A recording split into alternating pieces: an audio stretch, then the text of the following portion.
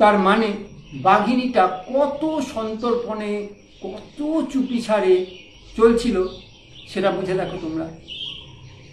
একভাবে Jim Corbett কান খাড়া করে দৃষ্টি নিবদ্ধ করে রেখেছিলেন, কিন্তু বাঘিনীটা এসেছিল, তাকে লক্ষ্য করেছে, দাঁড়িয়ে দেখেছে, তারপরে আবার চলে গেছে।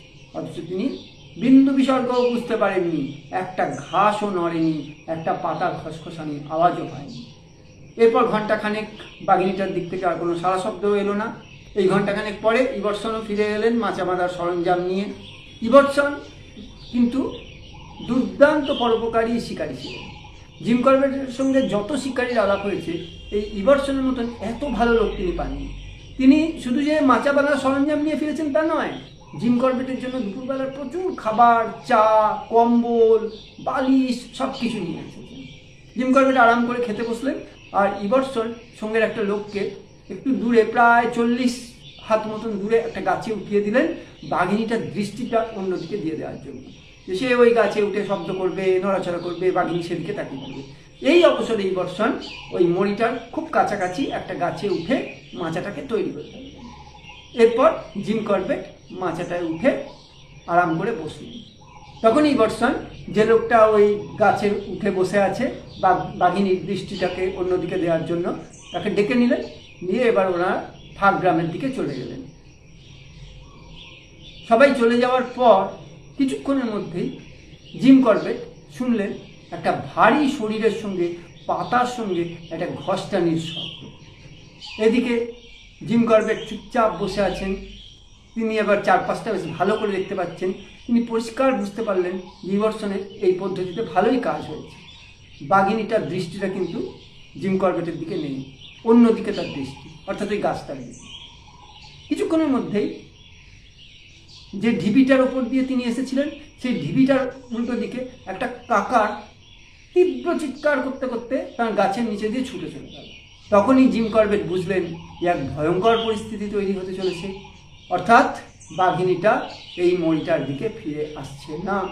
সে এখন একটা নতুন মানুষ শিকারের সন্ধানে বেরিয়েছে, অর্থাৎ সে ইবটসনদের পিছু নিয়েছে। ইবটসন তাকে বলেছিলেন যে সমস্ত রকমভাবে তিনি সতর্ক থাকবেন, কিন্তু এই মরিটার দিক থেকে কাকারের ডাক শুনে হয়তো ইবটসন ভাবতে পারেন যে বাঘটা মরিটার দিকে যাচ্ছে, এবার তিনি একটু ঢিলে দিতে পারেন, সেটাই তার পক্ষে কাল হতে পারে। এর প্রায় 10 মিনিট পর থাক গ্রামের দিক থেকে জিম করবেট আবার একটি কাকারকে ডাকতে শুনলেন। তখন তিনি বুঝলেন যে বাঘিনীটা এখনও তাকে অনুসরণ করে চলেছে। তবে এতক্ষণে তারা একটা খোলা জায়গায় পৌঁছে গেছেন, যেখান থেকে বাঘিনীটা তার দলকে আক্রমণ করার সম্ভাবনাটা অনেকটাই কম। কিন্তু বিপদ কাটেনি ইবটসনদের, তার কারণ এরপরে আরও প্রায় 2 মাইল গভীর জঙ্গলের মধ্যে দিয়ে যেতে হবে, তবে সেন গ্রামে ইবটসনরা পৌঁছবেন যেখানে তারা যাচ্ছেন। আর এই জায়গাটা পেরোনো অত্যন্ত বিপদসংকুল। যাক, শেষ পর্যন্ত আর কোনো বিপদ ঘটেনি, তারা নিরাপদেই ক্যাম্পে পৌঁছে গিয়েছিলেন। পরের দিন সকালে বাঘিনীটার খাবার ছাপ দেখে বোঝা গেল যে পুরো রাস্তাটা বাঘিনীটা তাদের পেছন পেছন গেছিল, কিন্তু মুহূর্তের অসতর্কতাও ইবটসনরা না করায় সে যাত্রায় বেঁচে গেছে। কাকার আর সম্বরদের ডাক অনুসরণ করে জিম করবেট বুঝেছিলেন যে বাঘটা অনেক দূর চলে গেছে, উপত্যকার নিচে চলে গেছে। তবুও যদি সম্ভাবনা প্রায় নেই বললেই চলে, অত্যন্ত ক্ষীণ, তবুও আমি বললাম যদি মহিটার কাছে বাঘটা ফিরে আসে, সেই আশায় জিম করবেট সেখানে বসে রইলেন। জিম করবেট বিকেল 4টে ওই মাচায় উঠেছিলেন। রাত 10টার সময় তিনি পাথরের ওপর থেকে 2টো জানোয়ারের আসার শব্দ পেলেন। জানোয়ার দুটো তার গাছের তলায় এসে চুপচাপ দাঁড়িয়ে গেল, আর তার গাছের তলাটা ছিল নিরেট অন্ধকার। তিনি বুঝতে পারছেন না কি এগুলো। খানিক বাদেই দেখলেন মরিটার দিকে তারা চলে গেল। তখন তিনি তাদের গায়ের আওয়াজ, অর্থাৎ ঝুমঝুম শব্দ এবং গন্ধে বুঝতে পারলেন ওগুলো সজাগ, তারা চলে গেল। এর কিছুক্ষণ পরে একটা ভারী কোনো জানোয়ার পাহাড়ের দিক থেকে নেমে আসছিল। কিছুটা নেমে আসার পর সে দাঁড়িয়ে দাঁড়িয়ে গন্ধ শুকছে। তিনি ভালো করেই বুঝতে পারলেন এটা কোনো ভাল্লুক। ভাল্লুক ওই বাঘটার শিকারের রক্তের গন্ধ পেয়েছিল, কিন্তু তার সঙ্গে একটা মানুষের গন্ধও পাচ্ছিল। কিন্তু এই শিকার সম্বন্ধে সে বুঝতে পারছিল যে এটা কোনো বাঘের রেখে যাওয়া সম্পত্তি। এরপর ভাল্লুকটা কি করলো, আস্তে আস্তে নেমে এলো, নেমে এসে মরিটার কাছে এসে উবু হয়ে বসলো, দুপায়ে ভর দিয়ে। ভালো করে গন্ধ শুকলো, বাঘের গন্ধ, মরির গন্ধ, মানুষের গন্ধ। তারপর যখন দেখলো না মানুষের থেকে ওর কোনো বিপদ নেই, তখন আস্তে আস্তে মরিটার কাছে গেল, কিন্তু খেলো না। ও কি করলো, ভালো করে গন্ধ টন্ধ শুকে আবার পাহাড় দিয়ে বেরিয়ে চলে গেল। এরপর সে রাতে আর কোনো কিছু ঘটেনি। ভোরবেলা ইভারসন বেশ কয়েকজন লোককে সঙ্গে নিয়ে চলে এলেন। সেই লোকগুলির সঙ্গে ওই মৃত লোকটির ভাইও ছিল এবং কয়েকজন আত্মীয় স্বজন ছিল। তারা লোকটির দেহাবশেষ একটা পরিষ্কার সাদা কাপড়ে নিয়ে সবাই মিলে চলে গেল। এই 14 ঘন্টা ঠান্ডায়, প্রচণ্ড ঠান্ডায় বসে থেকে জিম করবেটের শরীরের অবস্থা বেগতিক হয়ে গেছিল। যাই হোক, ইভারসনের আনা খাবার, গরম পানীয় পান করে অনেকটা ফ্রেশ হলেন। এদিকে বাঘিনীটা ইভারসনদের যে অনুসরণ করেছিল রাত্রিরে, সেই বাঘিনীটা কি করেছিল, চুকা গ্রামের পাশ দিয়ে নেমে গিয়ে যে ক্যাম্পটা ছিল ইভারসনটা করেছিল, তার পেছন দিয়ে একটা জঙ্গলের মধ্যে দিয়ে চলে গেছিল। ওইখানে একটা পায়ে চলা পথ ছিল, গ্রামের মানুষ আগে ব্যবহার করতো, কিন্তু এই বাঘিনীটা ওইখানে হামলা করার পর ওই জায়গাটা অত্যন্ত বিপজ্জনক বলে ঘোষিত হয়ে গেছিল, আর কেউ যায় না। কিন্তু দুজন ডাকহর করা এই ইভারসনের চিঠিফিটি নিয়ে যেত বা এমনি গ্রামের সব চিঠিফিটি নিয়ে যেত, ওরা কিন্তু অতটা জানতো না। ওরা কিন্তু সেদিনকে ওই পথটা ব্যবহার করেছিল। ওরা দেখলো অনেক দেরি হয়ে গেছে, ঘন্টা দুয়েক শর্টকাট হবে বলে ওই পথটা দিয়ে যাচ্ছিল। কিন্তু ওদের লোকগুলো খুব সজাগ ছিল। সামনের লোকটা হঠাৎ দেখে বাঘিনীটা ওদের বেশ কিছুটা সামনে ঘাসের উপর গুঁড়ি মেরে মেরে এসে রাস্তার উপর বসে পড়লো। যেই লোক দুটো যাবে অমনি ধরবে। সঙ্গে সঙ্গে লোক দুটো ঊর্ধ্বশ্বাসে পেছন দিকে ছুটে, ইভারসন আর জিম করবেট তখন বসেছিলেন, তাদের কাছে ছুটে এলেন। সঙ্গে সঙ্গে তারা রাইফেল নিয়ে ওই রাস্তায় গেলেন, গিয়ে দেখলেন তার খাবার ছাপ। বোঝো তাইলে কত সামান্যর জন্য এই লোক দুটো বাঘের আক্রমণের হাত থেকে বেঁচে গিয়েছিল। জিম করবেট আর ইভারসন যখন বন্দুক নিয়ে সেখানে পৌঁছলেন, তখন একটুখানি দূরে যেখানে আগাছার ঝোপ খুব ঘন আর জঙ্গল শুরু হয়েছে, সেইখানে একটা নড়াচড়া তারা লক্ষ্য করেছিলেন। অর্থাৎ বাঘটা তাদের দেখে তখন ওখান থেকে সরে পড়ল। তারা ওখান থেকে ফেরার পরে একটি লোক থাক গ্রাম থেকে এসেছিল, সে খবর দিল যে তার একটা ষাঁড়কে আগের দিন রাত থেকে পাওয়া যাচ্ছে না।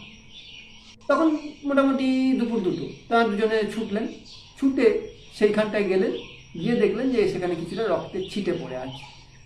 তারা দেখেই বুঝলেন যে কোনো বাঘ ওই ষাঁড়টাকে মেরে সেটাকে টেনে নিয়ে যাচ্ছে। তারা তাড়াতাড়ি দুপুরে খাওয়া শেষ করে ওই ষাঁড়টার সন্ধানে বের হলেন।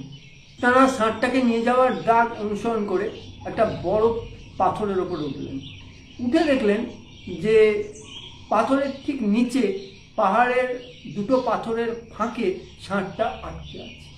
অর্থাৎ ওই অত বড় ষাঁড়টাকে টেনে নিয়ে যেতে আর পারেনি, ষাঁড়টা ওখানে ঝুলছে। তাই বাঘিনটা ওইখান থেকেই ষাঁড়টার কিছু অংশ খেয়ে চলে গেছে। জিম করবেট ঠিক করলেন যে ওই ষাঁড়টার মরিটার ওপর একটা গাছে তিনি বসবেন। সঙ্গে সঙ্গে দুটো লোককে ওই ষাঁড়টার কাছেই একটা গাছে উঠিয়ে দেওয়া হলো। সঙ্গে সঙ্গে কয়েকটা দড়ি দিয়ে পাক দিয়ে একটা মাচা তৈরি করা হলো। আর ইভারসন নিচে রাইফেল নিয়ে দাঁড়িয়ে রইলেন, জিম করবেট ওই মাচায় উঠে বসলেন। লোক দুটো যখন গাছের ওপর উঠে দড়ির মাচা তৈরি করছিল, তখন কিন্তু কিছুটা দূর থেকে পাকটা সমানে ডাকছিল। আবার জিম করবেট যখন দড়িতে উঠে বসলেন, তারপর থেকেও মোটামুটি সন্ধে গড়িয়ে রাত নামা পর্যন্ত বাঘটা এক টানা ডেকে গেছে। তাতে জিম করবেট পরিষ্কার বুঝলেন যে বাঘটা ওই মরির কাছাকাছিই ছিল, সে ওই লোক দুটিকে গাছে উঠতেও দেখেছিল। এরপর সারা রাত আর বাঘটার কোনো গতিবিধি বা কোনো কিচ্ছু জিম করবেট বুঝতে পারেনি। খুব কষ্ট করে, খুব বিপজ্জনক ওই 3টে দড়ির ওপর সারা রাত প্রায় 14 ঘন্টা তিনি কাটিয়েছেন। সকালবেলা ইভারসন আসার পর তিনি ওই দড়ির মাচা থেকে নামলেন। এরপর দুপুরবেলা নাগাদ একজন এসে খবর দিল যে তাঁরা যে মোষগুলো বেঁধে রেখেছিলেন তার একটাকে বাঘে মেরে দড়ি ছিঁড়ে টেনে নিয়ে চলে গেছে। তারা তাড়াতাড়ি দুপুরে খাওয়া শেষ করে সেই মোষটার অনুসন্ধানে বেরোলেন। তারা একটা খাড়া পাহাড়ের উপর দিয়ে উঠলেন, উঠে এক জায়গায় মোষটাকে দেখতে পেলেন। বাঘিনীটা কাছেই ছিল, ছোট ছোট চারা গাছের জঙ্গল। তারা ভাবতে পারেননি যে বাঘিনীটা ওইখানে লুকিয়ে থাকবে। বাঘিনীটা তখন একটা পুকুরে জল খাচ্ছিল, সে আগে তাদের দেখে সরে পড়েছে। বাঘিনীটাকে তারা কিছুটা অনুসরণ করলেন, করে তারপরে চলে এলেন, এসে আবার যেখানে মোষটা রাখা ছিল সেইখানে। তারা ভাবলেন যে এখানেই মাচা বেঁধে বসবেন, কিন্তু ওইখানে যে গাছগুলো ছিল বলতে ছোট ছোট 6 ইঞ্চি থেকে 1 ফুট তাদের গুঁড়ি, ওখানে কোনোদিন মাচা বাঁধা যায় না। তখন তারা ঠিক করলেন কি একটা বড় পাথরকে শাবল দিয়ে তুলে সেইখানে তারা বসলেন। কিন্তু মানুষ খেকো বাঘের ব্যাপার, এত রিস্ক নেওয়া যাবে না। লাস্ট আইটেম হিসেবে তারা ঠিক করলেন যে বড় বড় ঘাস আছে তার ভেতরে ঢুকে শুয়ে থাকবেন। কিন্তু সেক্ষেত্রে যদি বাঘটা মরির কাছে আসার সময়, তারা ভেবেছিলেন যে বাঘটা তো সন্ধ্যের আগেই মরির কাছে আসবে, কিন্তু মরির কাছে আসার সময় যদি তারা দেখতে পায় আগেই সরে পড়বে। আর এরপর তারা যদি যেতে যান ওই বড় বড় ঘাসের জঙ্গলের মধ্যে দিয়ে বাড়ি ফিরতে চান, ক্যাম্পে ফিরতে চান, তখন কিন্তু তারা বাঘটার হাতের পুতুলে পরিণত হয়ে যাবে। যখন ইচ্ছে বাঘটা আক্রমণ করে তাদের হত্যা করতে পারে। তাই ওইখানে বসার পরিকল্পনা তারা ত্যাগ করে চলে গেলেন। সেদিনকার মতন সেই জায়গা ছেড়ে তারা চলে গেলেন। পরের দিন সকালে এসে দেখলেন যে বাঘটা মরিটাকে তুলে নিয়ে চলে গেছে। এবার ওই মোষটার অনুসন্ধান করতে করতে একটা চড়াইয়ের কাছে এলেন। চড়াইটা খাড়া উঠে গেছে, তারা অনেক কষ্ট করে ওই চড়াইটা বেয়ে উঠলেন, এটা একটা সমতল জায়গা মতন। তারপরে দেখলেন একটা খাদ, আর খাদটা ছোট ছোট শাল গাছে ভরা, এই 2 ফুট থেকে 6 ফুটের মধ্যে তাদের হাইট। সেইখানে বাঘটা এনে মরিটাকে লুকিয়েছে। সেখানে তারা মরিটা খুঁজছেন কিন্তু দেখতে পাচ্ছেন না। হঠাৎ মরিটার গায়ে পা ঠেকলো এবং তারা বুঝতে পারলেন যে মরিটা এখানে। ঠিক সেই মুহূর্তে ডান দিকে ঝোপের ভেতর থেকে একটা চাপা গর্জন ভেসে এলো। তারা সাথে সাথে রাইফেল তুলে তাক করলেন সেদিকে। কিন্তু কিছুক্ষণের মধ্যেই দূরে, একটু দূরে ঝোপ ঝাপের মধ্যে দিয়ে শব্দ হলো। তারা সঙ্গে সঙ্গে শব্দ অনুসরণ করে ওই শাল গাছের জঙ্গল ঠেলে এসে একটা সমতল জায়গায় গেলেন। কিন্তু তখন দেখতে পেলেন যে বাঘটা একটু দূরে পাহাড়ের ঢাল বেয়ে নেমে চলে গেল। বাঘটা আসলে ওই সমতল জায়গাটায় ঘুমিয়েছিল, তাই জন্য প্রথমে তাদের আশাটা বুঝতে পারেনি। কিন্তু তাদের বন্দুক তাক করা দেখে বাঘটা আর তাদের আক্রমণ করার সাহস করতে পারেনি। তারা তখন বাঘটাকে আর অনুসরণ করা বৃথা এটা মনে করে ক্যাম্পে ফিরে এলেন। চটপট দুপুরের খাওয়া সেরে নিয়ে আবার ওই মরিটার কাছে এলেন। তারা 2টো গাছকে দেখে রেখে গেছিলেন যে সেই গাছের উপর তারা বসবেন ওই মরিটাকে পাহারা দেওয়ার জন্য বলে। দুজনে 2টো গাছ, যে 2টো বাছাই করে ছিল সেই গাছ দুটোয় উঠে পড়লেন। উঠে পড়ে চুপচাপ বসে রইলেন। কিন্তু মোটামুটি রাত 9টা পর্যন্ত বাঘের কোনো চিহ্ন দেখা গেল না। তখন তারা দুজনেই গাছ থেকে নেমে এসে ক্যাম্পের দিকে যেতে লাগলেন, সেই গভীর অন্ধকারের মধ্যে। কিন্তু দুজনেরই গা শিরশির করছিল। তাদের দুজনেরই মনে হচ্ছিল পেছু পেছু কেউ যেন আসছে, কেউ যেন তাদের অনুসরণ করছে। কিন্তু শেষ পর্যন্ত কোনো বিপদ ঘটেনি। তারা দুজনেই রাত 9টা, সাড়ে 9টা নাগাদ ক্যাম্পে ফিরে এলেন। এরপর পরের দিন ইবটসন তাঁর রাজকোটে কাজ ছিল, তাই তিনি চলে গেলেন। তার সঙ্গে 50 জন লোক ছিল, তাদের সবাইকে নিয়ে।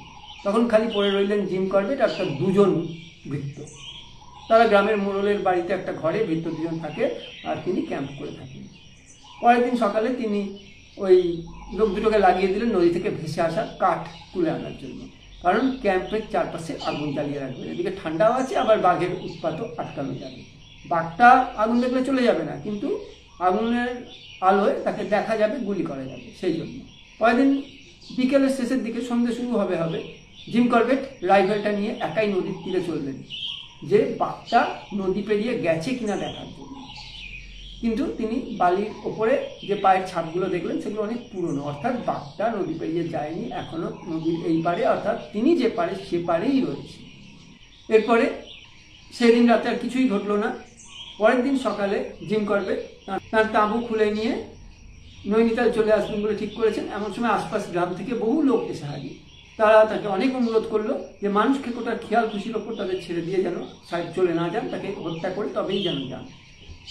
তো সাহেব তাদের অনেক বোঝালেন যে কী করতে হবে না করতে হবে, কীভাবে চলবে, সব কিছু বুঝিয়ে যত তাড়াতাড়ি সম্ভব তিনি ফিরে আসবেন প্রতিশ্রুতি দিয়ে।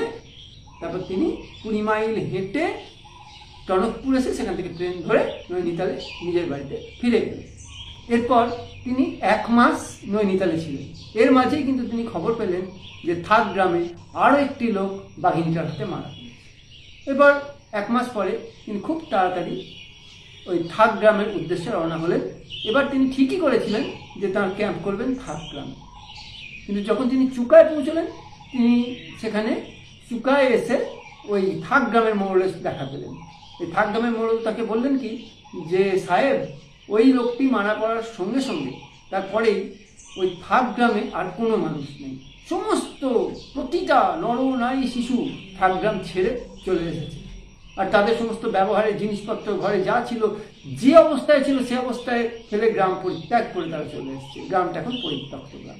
আপনি যদি থাকে ক্যাম্প করেন, আপনি নিজেকে হয়তো বাঁচাতে পারবেন, কিন্তু আপনার সঙ্গে যদি নিয়ে যাবেন তাদের আপনি বাঁচাতে পারবেন না। জিম করবেট ভেবে দেখলেন একদম ঠিক কথাই বলেছে।